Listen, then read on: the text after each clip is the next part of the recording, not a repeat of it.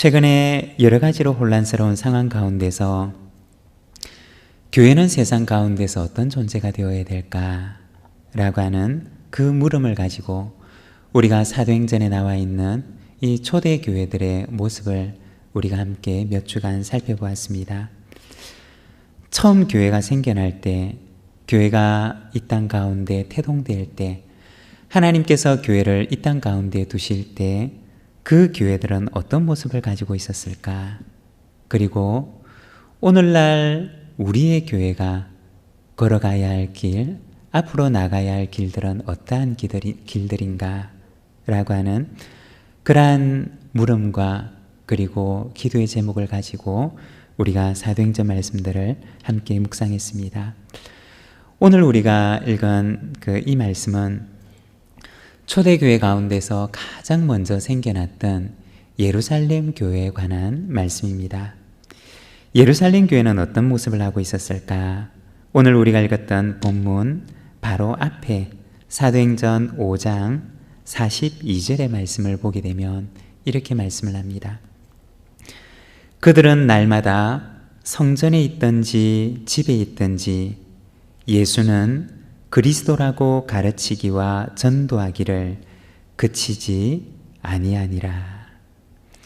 여기 이 사도행전의 말씀에 보게 되면 예루살렘 교회가 그리고 그 교회 성도들이 처음 가지고 있었던 그 모습들을 우리에게 보여줍니다. 그들은 성전에 있든지 아니면 집에 있든지 예수 전하기를 그치지 않았다라고 그렇게 말씀을 하고 있습니다. 예루살렘 교회는 어떤 교회였느냐? 그들은 예수 전하기를 그치지 않는 교회였던 것입니다. 예수 전하기를 그치지 않는 교회, 예수 전하기를 그치지 않는 그들의 모습을 다른 말로 표현을 한다면 그들은 선교적인 삶을 살아가고 있는 성도들 혹은 교회였다라고 이야기를 할 수가 있습니다. 선교적인 삶을 살아간다라고 하는 말을 다르게 표현을 하면 그들은 그들의 삶 가운데 일주일에 몇 시간을 내어서 전도를 했던 것이 아니라 그들의 삶 자체가 선교적이었다. 그들의 삶 자체가 전도의 삶이었다라고 이야기를 할 수가 있습니다. 다르게 예를 들면 하루에 30분 시간을 정해놓고 기도하는 삶과 그리고 그 사람의 하루의 삶 전체가 그 사람의 삶 자체가 기도인 삶의 차이를 말하는 것입니다. 물론 하루에 30분이나 혹은 1시간이나 어떤 시간을 정해놓고 기도하고 전도하는 것은 얼마나 훌륭한 일인지 모릅니다. 그렇지만 여기에서 말하고 있는 예루살렘 교회 성도의 모습은 그들이 가지고 있었던 그 처음 모습은 그들의 삶의 일부가 아니라 그들의 삶 자체가 선교적이었고 또 전도의 삶이었던 것입니다. 사도행전 5장 42절의 말씀을 보게 되면 이와 같은 그들의 삶을 말하기를 그들이 날마다 성전에 있든지 집에 있든지 예수는 그리스도라고 가르치기와 전도하기를 그치지 아니하니라 고 말씀하고 있습니다. 그치지 않는 선교의 삶에 대해서 말하는 것입니다. 요즘 제가 기도하는 제목 가운데 하나가 바로 선교적인 삶입니다. 하나님, 제가 어떻게 선교적인 삶을 살 수가 있을까요? 제가 어떻게 선교적인 사람이 될 수가 있을까요? 라고 하는 것이 요즘 제가 가지고 있는, 하나님 앞에 가지고 있는 기도의 제목이고 또 하나님 앞에 늘 묻는 그러한 물음입니다. 내 시간 가운데 일부를 혹은 내 삶 가운데 일부를 선교로 드리는 것이 아니라 나의 존재 자체, 어떻게 해야 나의 존재 자체가 선교적이 될 수 있을까라고 하는 것입니다. 초대교회는 어떤 교회였느냐? 그들은 그들의 삶의 일부분을 들여서 전도를 하고 그들의 시간의 일부분을 내어서 그것을 들여서 전도하고 선교하는 그러한 교회, 그러한 성도가 아니었다는 것입니다. 그들의 존재 자체가 선교적이었고 그들의 존재 자체가 그러했기 때문에 자연스럽게 그들의 삶 속에서도 전도와 선교의 삶이 이루어지고 있었던 것입니다. 사랑하는 여러분, 오늘날 우리의 교회는 어떠할까요? 오늘날 우리의 모습은 어떠할까요? 우리는 선교를 위해서 내 삶의 어떤 한 부분을 떼어서 드리는 삶입니까? 아니면 나의 삶 자체, 나의 존재 자체, 내 삶 자체가 선교적인 그러한 삶이십니까? 예루살렘 교회에는 바로 그들의 존재 자체의 변화가 일어나고 있었던 것입니다.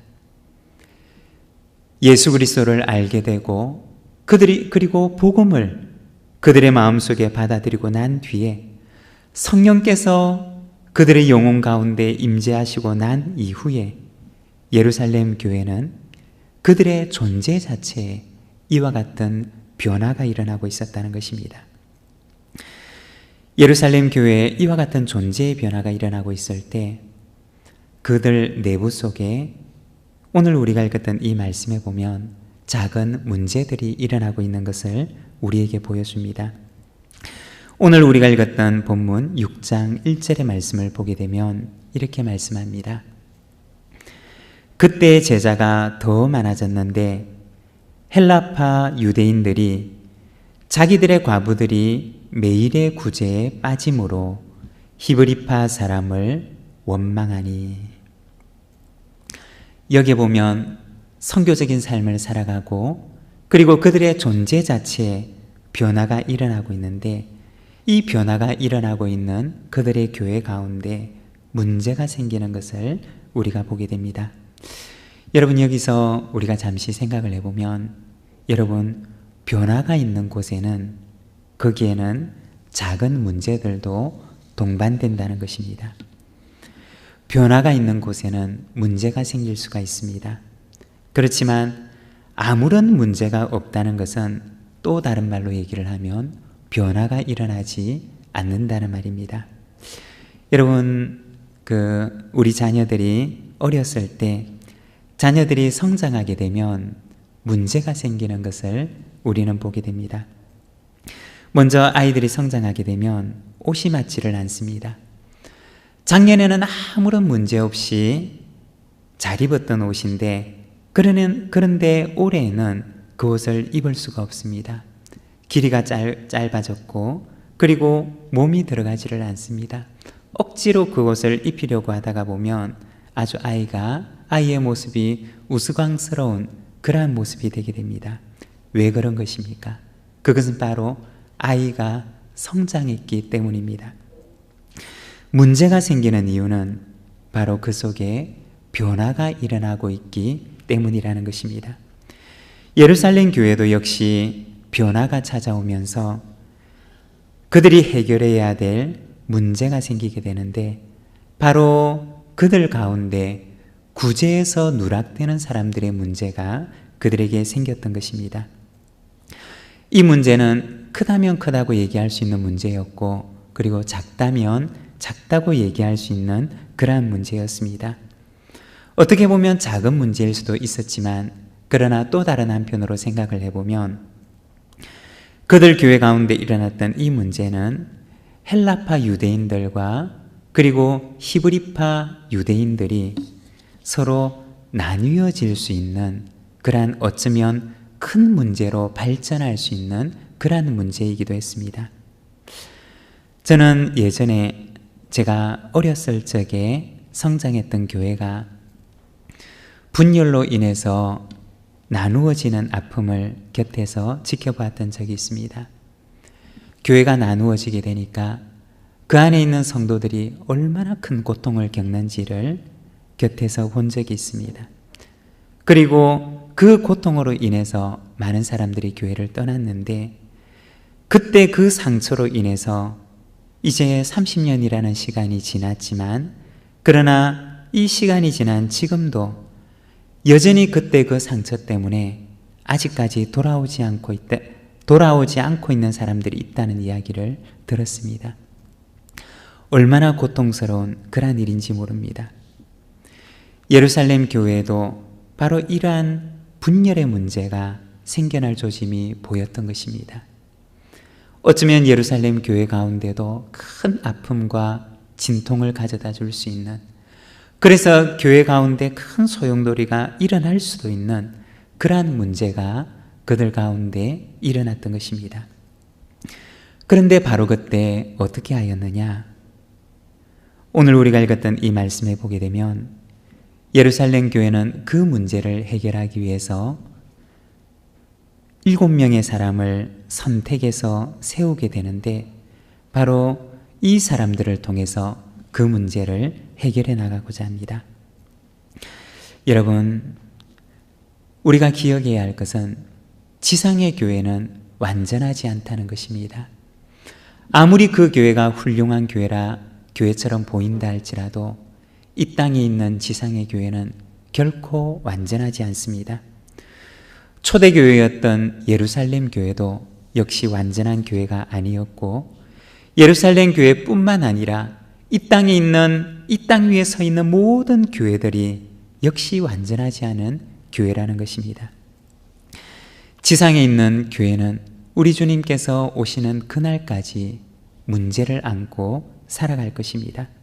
그런데 중요한 것은 교회 가운데 일어나는 그 문제들이 아니라, 더 중요한 것은 그 문제를 해결해 나가는 교회의 구성원들이라는 것입니다.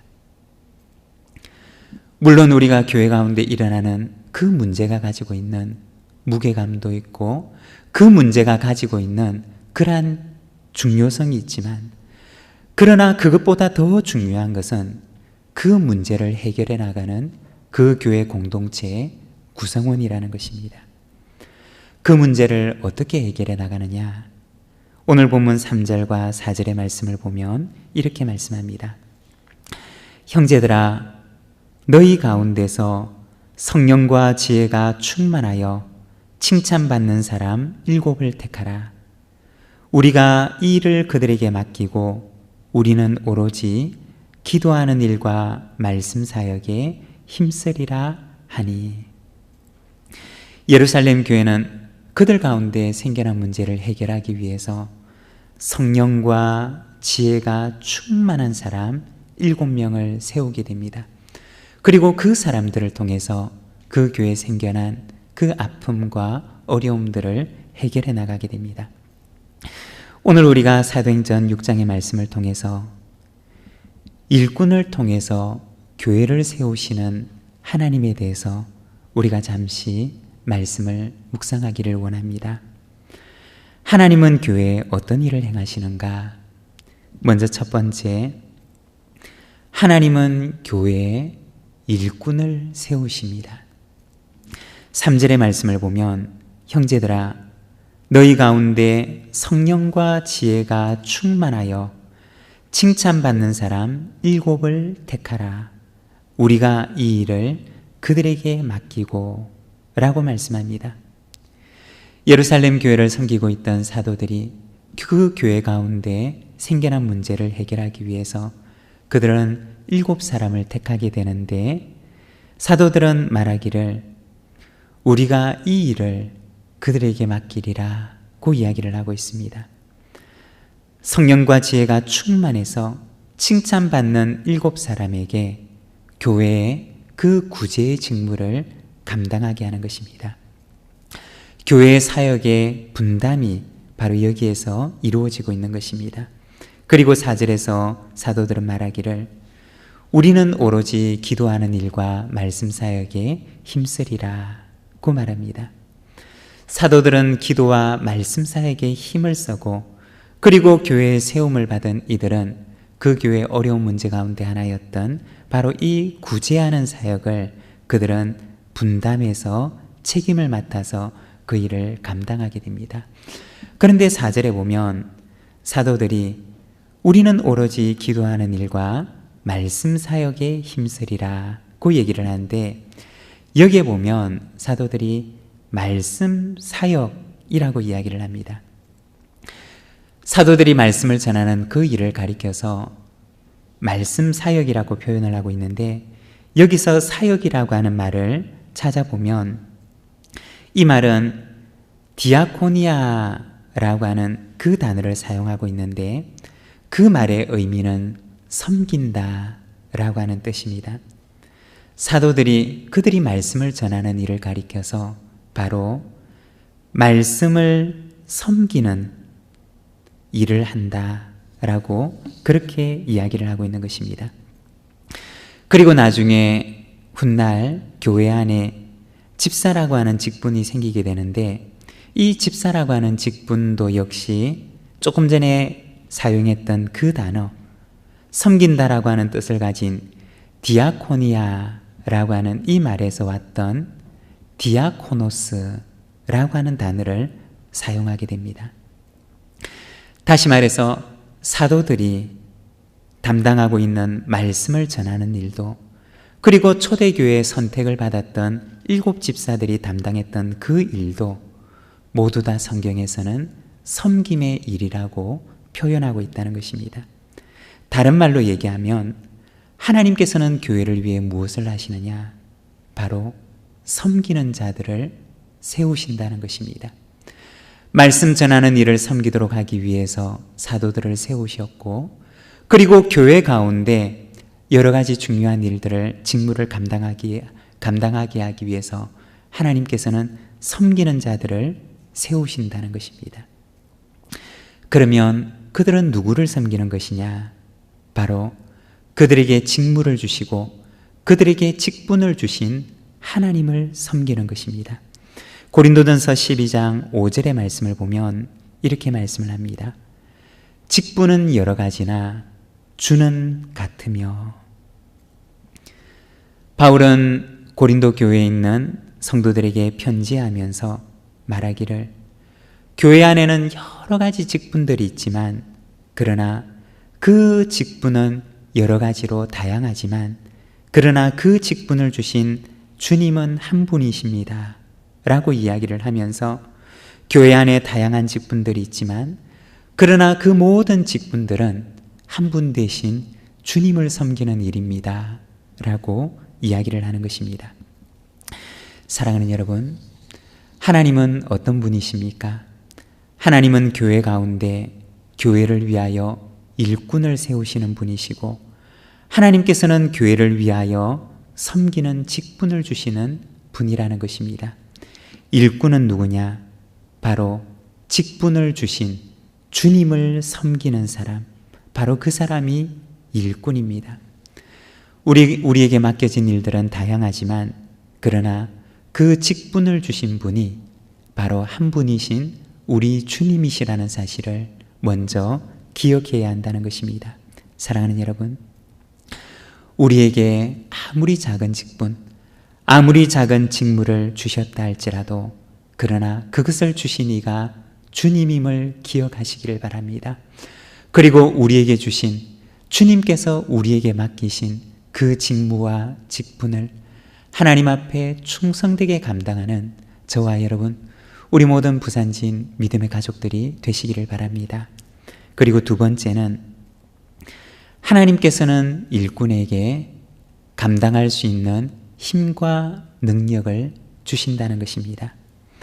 3절의 말씀을 보게 되면, 형제들아 너희 가운데서 성령과 지혜가 충만하여 칭찬받는 사람 7을 택하라 고 말씀하십니다. 하나님께서는 일꾼을 세우실 뿐만 아니라 그 일꾼에게는 감당할 수 있는 힘과 능력을 주신다는 것입니다. 여기 이 3절의 말씀을 보게 되면, 교회를 섬길 일꾼으로 하나님의 영과 그리고 지혜가 충만한 사람을 택하라고 이야기를 하고 있습니다. 하나님의 지혜, 영과 지혜가 충만하고 그리고 칭찬받는 사람을 택하라고 말하고 있는데, 여기서 칭찬을 받는다라고 하는 말은 우리가 지난주에 사도행전 16장 말씀을 읽었는데, 디모데를 가리켜 표현할 때 바로 이 칭찬받는 자라고 하는 말을 사용합니다. 사도행전 16장 2절의 말씀을 보면 디모데는 루스드라와 이고니온에 있는 형제들에게 칭찬을 받는 자니 라고 말씀을 합니다. 오늘 우리가 읽었던 이 본문에 나와 있는 칭찬받는 사람을 택하라고 하는 이 말은 바로 디모데 같은 사람을 택하여 세우라고 하는 말인 것입니다. 칭찬을 받는다는 이 말의 의미는 검증된 사람, 그리고 인정을 받는 사람, 그리고 신망받는 사람을 교회 가운데 택하여 세우라고 하는 말입니다. 그리고 이어서 성령, 다시 말해서 하나님의 영과 지혜가 충만한 사람이라고 이들을 가리켜서 말하고 있습니다.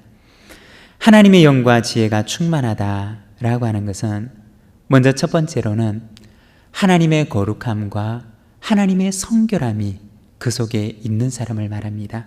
그리고 두 번째는 그 직무를 감당할 수 있는 지혜를 가진 사람을 말합니다.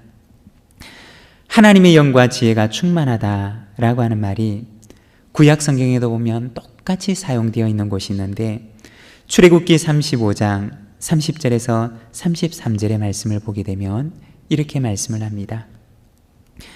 모세가 이스라엘 자손에게 이르되 볼지어다 여호와께서 유다 지파 훌의 손자요 우리의 아들인 브살레를 지명하여 부르시고 하나님의 영을 그에게 충만하게 하여 지혜와 총명과 지식으로 여러 가지 일을 하게 하시되 금과 은과 노스로 제작하는 기술을 고안하게 하시며 보석을 깎아 물리며 나무를 새기는 여러 가지 정교한 일을 하게 하셨고, 여기 보게 되면 이스라엘 백성들이 출애굽한 이후에 광야에서 지내게 되는데 하나님께서는 모세에게 성막을 만들라고 지시를 하십니다. 그리고 그 성막을 만들 일꾼을 하나님께서 세우시는데 바로 브살렐이라고 부르는 사람을 하나님께서 불러 지명하여 세우십니다. 그리고 이 출애굽기 말씀을 보게 되면 하나님께서 그에게 하나님의 영을 충만하게 하셨다라고 그렇게 말씀합니다. 그리고 그에게 지혜와 총명과 지식으로 여러 가지 일을 하게 하셨다라고 말씀을 하고 있습니다. 하나님께서 시키실 그 일을 위해서 일꾼을 세우시고 난 다음에 그에게 하나님의 영을 충만하게 하시는데, 이 하나님의 영을 충만하게 하셨다라고 하는 그 말씀의 의미는 단지 그가 아주 깊이 있는 신령한 기도의 자리에 이르게 되었다, 혹은 아주 깊은 어떤 영성을 가졌다라는 것만을 의미하는 것이 아니라 하나님의 영을 충만하게 하셨다라고 하는 그 말씀의 의미는 바로 그 다음에 나와 있는 성막을 만들 때 필요한 금과 은과 놋을 제작할 수 있는 지혜가 있게 하셨고, 보석을 세공할 수 있는 지혜가 있게 하셨고, 나무를 새기는 정교한 일들을 감당할 수 있는 능력이 있게 하셨다라고 하는 것을 의미하는 것입니다. 하나님의 영과 지혜가 충만하다라고 하는 말은 물론 그 속에 먼저 첫 번째는 하나님의 거룩함과 성결함이 그 속에 있었다는 의미이고, 그리고 두 번째는 한 걸음 더 나아가서 그가 그 일을 감당할 수 있는 힘과 능력, 재능을 그에게 허락해 주셨다라고 하는 그러한 의미입니다. 우리 하나님께서는 어떤 분이신가? 우리 하나님께서는 교회 가운데 일꾼을 세우시는 분이십니다. 하나님께서는 당신께서 특별한 일을 맡기시기 위하여 바로 사람을 세우시고 일꾼을 세우시며 직분을 주시고 직무를 주시는 분이십니다. 그렇지만 하나님께서는 직분을 주실 뿐만 아니라 일꾼을 세우실 뿐만 아니라 세우신 일꾼에게는 그가 그 직분을 잘 감당할 수 있는 지혜와 명철과 힘과 재능을 주시는 분이라고 하는 것입니다. 교회 가운데서 또는 우리의 삶의 현장 가운데서 하나님께서는 오늘도 우리를 세우십니다. 우리를 하나님의 일꾼으로 세우시고 우리를 하나님의 거룩한 직무를 감당할 직분자로 하나님께서는 우리를 세우십니다. 가정에서는 우리를 아버지로 혹은 어머니로 혹은 아들로 혹은 딸로 하나님께서는 우리를 세우십니다. 교회 가운데서는 하나님께서는 우리에게 직무와 직분을 주시고 그리고 그것을 감당하는 사람으로 하나님께서는 우리를 세우십니다. 직장과 일터에서도 하나님께서는 우리에게 또한 역시 세상에서 감당할 직무와 직분을 우리에게 주시고 또 우리를 그것을 감당하도록 세우십니다. 사랑하는 여러분, 우리에게 어떤 일이 주어져 있습니까? 가정 가운데서, 교회 가운데서 또는 우리가 살아가는 우리의 삶의 현장 가운데서 어떤 일들이 주어졌다 하더라도 우리가 먼저 기억할 것은 하나님께서 주셨다라고 하는 그 마음을 우리가 잊지 말아야 합니다. 내가 쟁취한 것, 내가 얻은 것도 아니고 어쩔 수 없이 받은 것도 아니고 누군가가 준 것이 아니라 우리가 세상 가운데서나 가정 가운데서나 교회 가운데서 우리에게 우리의 손에 놓여 있는 우리의 직무와 우리의 직분은 모두가 다 하나님께서 주신 것입니다. 하나님께서 우리에게 이 일을 주셨다라는 사실을 기억할 때 우리는 그것을 소명으로 감당할 수가 있습니다. 그리고 두 번째는 하나님께서 어떤 직분과 직무를 주셨든지 간에 여러분 그 직무를 감당할 때 만일 우리에게 지혜가 부족하다면 후히 주시고 꾸짖지 아니하시는 하나님께 구하시기를 바랍니다. 하나님께서는 일꾼을 세우실 뿐만 아니라 하나님께서는 우리에게 직무를 맡기시고 우리에게 직분을 주실 뿐만 아니라 우리가 맡은 그 직무를 능히 넉넉하게 감당할 수 있도록 힘과 능력과 재능과 은사를 주시는 분이시기 때문이라는 것입니다. 사랑하는 여러분, 하나님께서는 오늘도 우리에게 은사를 주십니다. 감당할 수 있는 재능과 힘과 능력을 주십니다. 오늘도 우리에게 주시는 우리를 일꾼으로 세우시고 또 그 일꾼에게 감당할 수 있는 힘과 능력을 주시는 그 하나님 앞에 나아가는 우리 모든 믿음의 가족들이 되시기를 바랍니다. 그리고 세 번째는 하나님께서는 일꾼을 통해서 교회를 세우신다는 것입니다. 교회가 어려움을 만나게 되지만 그러나 성령과 지혜가 충만한 이 7명의 일꾼들은 그 교회가 당면한 그 어려운 문제들을 잘 해결해 나갑니다. 그 결과 7절의 말씀을 보면 하나님의 말씀이 점점 왕성하여 예루살렘에 있는 제자의 수가 더 심히 많아지고 허다한 제사장의 무리도 이 도에 복종하니라 고 말씀합니다. 교회 가운데 좋은 일꾼들이 세워질 때 하나님의 말씀은 더 왕성하게 되었고 그리고 제자들의 수는 더 많아지게 되었다라고 말씀합니다. 사랑하는 여러분, 일꾼은 어떤 사람입니까? 일꾼은 어떠한 사람일까요?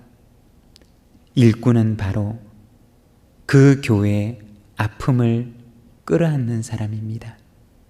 그 교회의 연약함을 끌어안는 사람입니다. 그리고 그 아픔과 연약함을 끌어안고 그것을 치유하는 사람이라고 하는 것입니다. 교회의 택함을 받았던 이 7명의 사람은 예루살렘 교회가 가지고 있었던 가장 연약한 부분들을 끌어안게 됩니다. 그리고 그 아픔을 해결하기 위해서 그들은 하나님께 기도하고 그리고 하나님께서 주신 지혜를 가지고 그 아픔을 해결해 나갑니다. 그렇게 할 때 예루살렘 교회는 그 아픔을 디디고 설 수 있게 되었고, 그리고 하나님께서는 예루살렘 교회가 더 풍성하게 성장하도록 인도하셨다는 것입니다. 지상에 있는 교회는 때로는 많은 문제와 아픔을 가질 수가 있습니다. 그렇지만 문제와 아픔보다도 그것을 품고 치유할 수 있는 하나님의 영과 지혜가 충만한 일꾼들이 더 많이 있다면 그 문제와 아픔을 딛고서 교회는 더 아름다운 교회로 성장해 나갈 수가 있습니다. 사랑하는 여러분, 우리 교회 가운데도 바로 이 예루살렘 교회처럼 교회의 연약한 부분들을 안고 그리고 그것을 치유하는 좋은 일꾼들로 충만한 우리 교회가 되기를 소망합니다. 하나님께서 그와 같은 일꾼들로 이 교회 가운데 가득하게 하셔서 우리 교회가 세상 가운데 선한 능력의 교회, 선한 영향력을 미치는 교회로 서게 되기를 간절히 소망합니다. 오늘 우리에게 주신 말씀을 생각하면서 우리 함께 기도하기를 원합니다. 우리 가운데 일꾼을 세우는 교회, 그리고 일꾼으로 가득한 일꾼, 하나님의 영과 지혜로 충만한 일꾼들로 가득한 교회가 되게 하옵소서. 우리 함께 기도하는 마음으로 하나님 앞에 나가도록 하겠습니다.